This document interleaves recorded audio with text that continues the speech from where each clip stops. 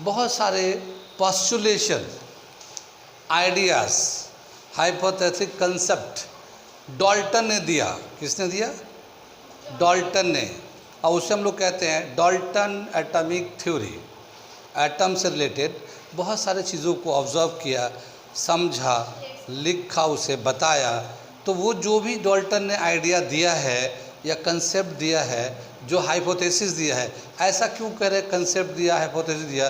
क्योंकि उस ज़माने में, जिस ज़माने में डाल्टन ने ये दिया था, उस ज़माने में साइंटिफिक अप्रोच नहीं था, इसलिए इसका साइंटिफिक वेरिफिकेशन नहीं हुआ।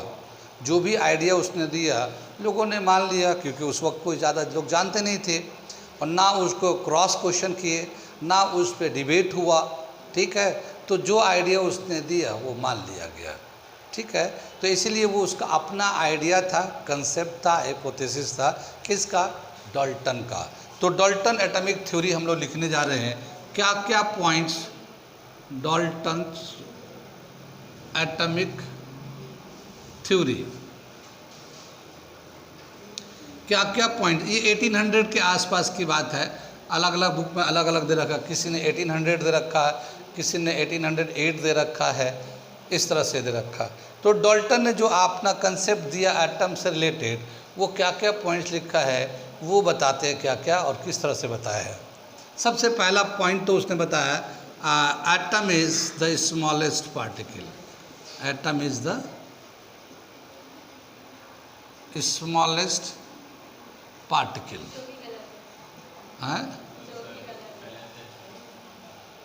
ठीक है, atom is the smallest particle. Smallest particle सबसे छोटा पार्टिकल है, ये एटम ने दिया। ठीक है ना। दूसरा क्या पॉइंट्स बताया उसने अपने हाइपोथेसिस में? ये अभी कह रहे हैं गलत है, गलत तो अब बता रहे हैं ना। अभी हम लोग हैं कहते हैं 2022 में। हाँ, तो अब बहुत सारे साइंटिफिक तरीके आ गए हैं, बहुत सारे डिटेल में स्टडी हुआ है, बहुत सारे एक्सपेरिमेंट हुआ है, तो जाके अब ये पता चला कि एटम का जो ये डाल्टन ने कंसेप्ट दिए थे वो गलत है। अब हम लोग करें, लेकिन जब वो 1800 में दिया था, आज से 200, तो उस वक्त तो यही था और कोई दूसरा नहीं था। इसके ही कंसेप्ट सब लोग मानते थे। कितनी बात सुनी थी? क्योंकि वो केमिस्ट्री में इतनी बड़ी बातें कही जिसको किसी को पता नहीं था। कहने का मतलब ये है कि उस ज़माने में कोई भी बात किसी ने कुछ समझ के, बूझ के, कुछ एनालिसिस करके बताया, तो उस ज़माने में वही बात बहुत बड़ी होती थी, वही बात बहुत बड़ी होती थी और बहुत लोगों को नया लगता था, अजूबा लगता था, जबकि उस पर साइंटिफिक तरीके से उसके ऊपर काम नहीं हुआ। एक आइडिया ही दिया बस, और उसी को लोगों ने मान लिया, बड़ा मान लिया। आज की डेट में क्या है कि काफ़ी कुछ अगर कोई आदमी कहता है तो काफ़ी कुछ क्रॉस क्वेश्चन होते हैं, एक्सपेरिमेंटल वेरिफिकेशन होता है, बहुत सारे एविडेंसेस देने पड़ते हैं, तब जाके कोई बात दुनिया वाले मानते हैं। ठीक है, पहले ऐसा नहीं था। तो इसलिए जो कॉन्सेप्ट डाल्टन ने दिए हैं, हाँ आज आके, अब आके ये गलत हो रहा है, लेकिन उस ज़माने में वही बहुत बड़ा कॉन्सेप्ट था। तो इसीलिए ये लॉ नहीं है, डाल्टन का लॉ नहीं है, डाल्टन का कंसेप्ट है। कंसेप्ट का मतलब ये कि अपना समझ है, सोच है, जितना उसने सोचा समझा उसको बताया। लेकिन हाँ, उस वक्त के हिसाब से वो बहुत ही अच्छा था, उस वक्त के हिसाब से बहुत अच्छा था। तो atom is the smallest particle, ठीक है ना, which can not be further divided, which can not be further divided. ये पहला उसने उसमें दिया था कि एटम बहुत छोटा होता है और इसे और छोटा नहीं किया जा सकता। एक पॉइंट इसने ये बताया।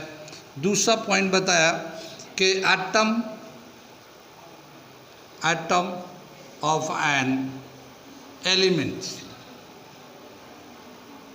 Are identical.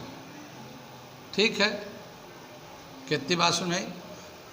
एक एलिमेंट के, एक एलिमेंट, एक तो एलिमेंट होता है ना, बहुत सारे एटम से मिलते हैं। एक एलिमेंट जो ना बहुत सारे एटम से मिलके बना होता है।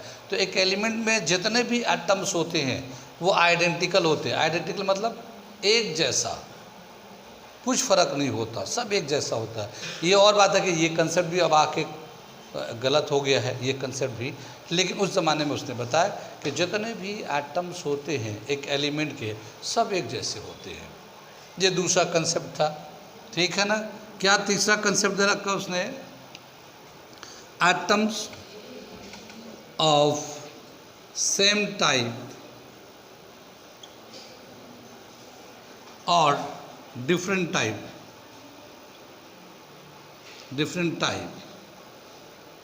of element, different type of elements combine in a particular ratio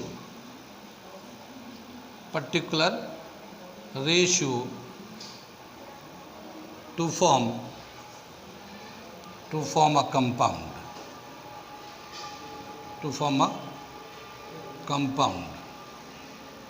ठीक है ना। एक कंपाउंड जो बनता है उसमें सेम टाइप के या डिफरेंट टाइप के एटम्स कंबाइन होते हैं एक खास रेशियो में। इन्हें पर्टिकुलर रेशियो लिखा ना। पर्टिकुलर रेशियो में जब एक दो या दो से ज़्यादा डिफरेंट टाइप के या सेम टाइप के एटम को कंबाइन करते हैं पर्टिकुलर रेशियो में, तो वो एक कंपाउंड बनाता है या बनता है। ये कंसेप्ट था उनका।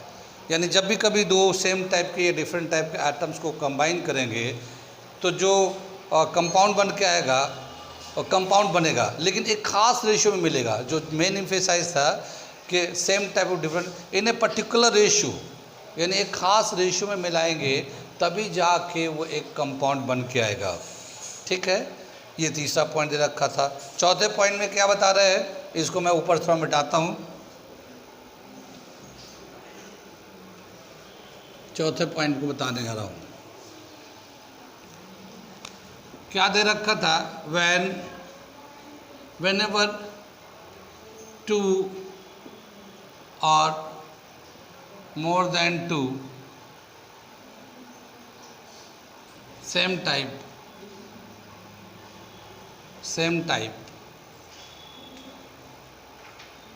or different type of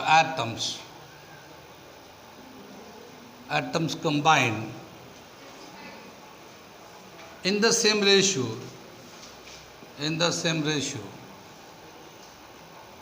the product will be same। क्या मतलब है ये? ठीक है, क्या मतलब हुआ कि जब भी कभी सेम टाइप के या डिफरेंट टाइप के एटम्स को एक खास रेशियो मिलाते हैं तो एक प्रोडक्ट बन के आता है, और जब तक ये प्रोपोर्शन या रेशियो सेम रहेगा तब तक प्रोडक्ट भी सेम आता रहेगा। क्या मतलब हुआ कि जैसे हम लोगों ने यहाँ पे बताया था वाटर, अभी बताया था ना हम लोगों ने, वाटर जब बनाते हैं तो हाइड्रोजन ऑक्सीजन को कंबाइन कराते हैं, और हाइड्रोजन का जो वॉल्यूम के टर्म में ले तो 2:1, ये हाइड्रोजन है ये ऑक्सीजन है, ये 2:1 के रेशियो में लाते हैं। हाइड्रोजन को 2 मोल ले, ऑक्सीजन के 1 मोल ले, या हाइड्रोजन के 2 एटम ले, ऑक्सीजन के 1 एटम ले, या हाइड्रोजन के 2 मॉलिक्यूल ले, मॉलिक्यूल के फॉर्म में भी ले सकते हैं, ऑक्सीजन के 1 मॉलिक्यूल ले। जब कभी भी कंबाइन करेंगे ये हमेशा वाटर ही बनेगा अगर ये रेशियो यही रहा तो। अगर रेशियो को ऐसे ही रखेंगे, चाहे वो एटम के फॉर्म में कहें या मॉलिक्यूल के फॉर्म में कहें या मोल के कंसेप्ट में कहें, अगर ये रेशियो इतना ही रहेगा 2:1 तो प्रोडक्ट भी हमेशा वाटर ही बन के आएगा। लेकिन अगर हम लोग इसका रेशियो बदल दें तो प्रोडक्ट भी दूसरा बनेगा, अब वाटर नहीं बनेगा। अगर मान लो हम लोग रेशियो इसको बदल देते हैं तो प्रोडक्ट भी उसी हिसाब से बदल जाएगा, अब वाटर नहीं बनेगा। जबकि हाइड्रोजन है ऑक्सीजन है कंबाइन करा रहे हैं मगर उनका रेशियो बदल दिया, तो जब रेशियो बदल देंगे तो प्रोडक्ट भी बदल जाएगा। ये मतलब वो इसका, यानी जब भी कभी 2 या 2 से ज़्यादा एटम सेम रेशियो में मिलाते हैं तो एक पर्टिकुलर प्रोडक्ट ही बन के आता है, दूसरा कुछ नहीं बनेगा। वही बनेगा जब तक वो रेशियो सेम रहेगा, और जैसे रेशियो बदल देंगे प्रोडक्ट भी बदल जाता है, ठीक है। तो ये इसका 4th पॉइंट था। कितनी बात सुनने। तो डाल्टन ने एटम से मॉलिक्यूल से रिलेटेड जो भी ऑब्जर्वेशन लिखे थे उन्होंने अपने कंसेप्ट या थ्योरी में लिख दिया, डाल्टन एटॉमिक थ्योरी के नाम से, और उसको डाल्टन एटॉमिक थ्योरी के नाम से जानते हैं। आगे जैसे जैसे साइंस बढ़ा